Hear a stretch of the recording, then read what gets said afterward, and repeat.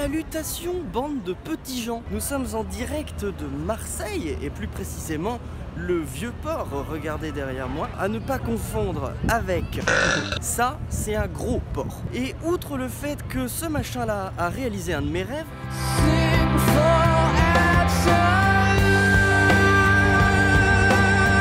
un mystère qui s'est percé, je suis quelqu'un de comblé. C'est la deuxième ville la plus importante du pays dans lequel j'ai grandi et je n'y suis toujours pas allé, c'est un scandale. Alors j'ai envie de dire c'est parti.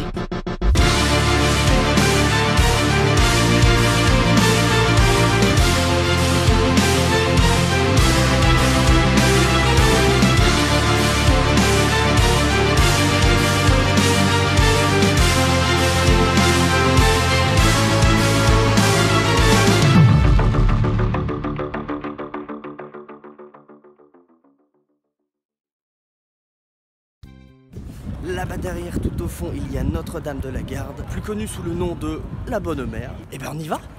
Donc pour le petit côté historique, Marseille a été fondée par les Grecs, par des marins grecs qui venaient de la ville de Fossé. Maintenant ça s'appelle Izmir et c'est en Turquie, mais avant c'était des Grecs. Ils ont fondé Marseille, qu'ils ont appelé à l'époque Massalia. Après les Grecs, la ville est devenue sous l'Empire romain.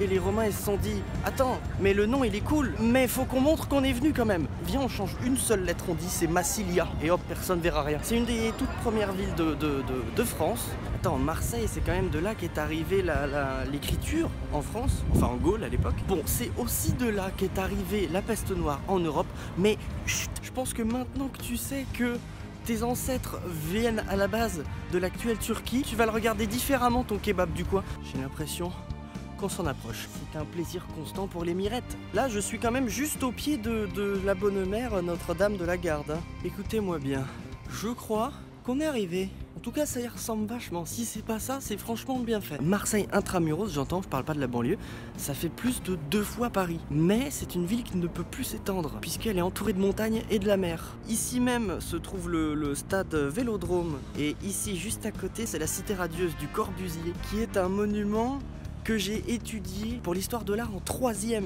Et là, il est là. Je propose que on y aille. Fais pas ton timide, suis-moi. Tu sais, c'est étonnant parce que dans cette ville, j'ai l'impression d'être un étranger, alors que en fait, j'ai le même passeport que tout le monde. Oui, tu vois, de Paris à Marseille, tu fais 800 km et ça change de fou. C'est cool. Ça veut dire que le pays est assez diversifié et je trouve ça génial de constater ça. Va en Russie, fais 800 km, je suis pas sûr que ça ait changé autant. Là, il est là. Le stade de l'OM juste derrière. Il est tellement énorme que vu de la colline là-bas, il avait l'air tout près. Alors qu'en fait, il est beaucoup plus loin que ce qu'on pense. Faites attention. C'est également le 2e plus grand stade de France. Je crois que nous sommes arrivés. Ceci derrière moi peut paraître être un immeuble banal, mais non.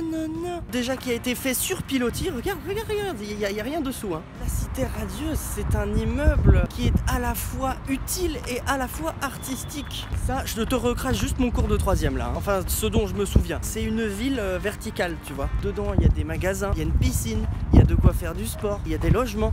T'imagines, tu peux habiter dedans. C'est possible, tu vois. Bonjour, j'habite dans une œuvre d'art. Et vous ?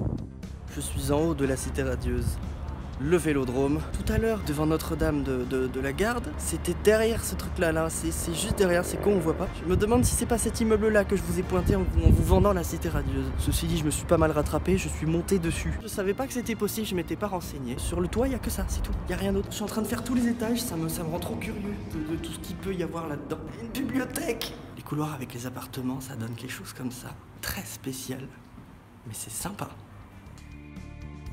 Présentement devant l'église des Réformés, on m'entend pas beaucoup, je sais pas si tu m'entends. En fait, il y a eu une restriction de budget en plein milieu et elle a pas d'ornement.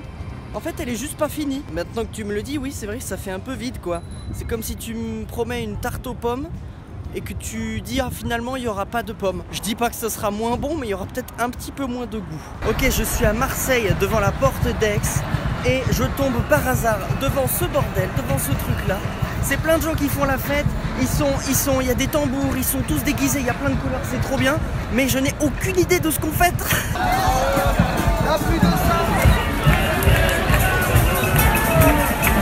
Ok, j'ai demandé à des gens ce que c'était que tout ce bordel. C'est en fait le carnaval de la plaine. Ça se passe tous les ans, c'est un carnaval indépendant pour la libre expression. On m'a dit aussi que cette année c'était les 20 ans et que c'était une année particulière parce qu'il y avait un discours beaucoup plus politique, que les Marseillais ont l'air très remontés contre leur maire pour diverses raisons. Oui, ce que vous avez vu brûler tout à l'heure, c'était une statue qui était censée représenter le maire de Marseille. Et non, non, non, il ne neige pas.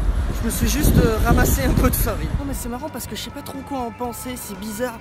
Tu sais, au début c'était bien, il y avait de la musique, il y avait des couleurs, les gens dansaient, c'était bien. Puis après ils se sont mis à brûler des trucs et tout, c'est devenu grave chelou. Je pense que c'est une manière, certes complètement inattendue, mais assez originale de mettre un terme à cette épopée, de vous faire des gros bisous et de vous dire à la prochaine tout simplement.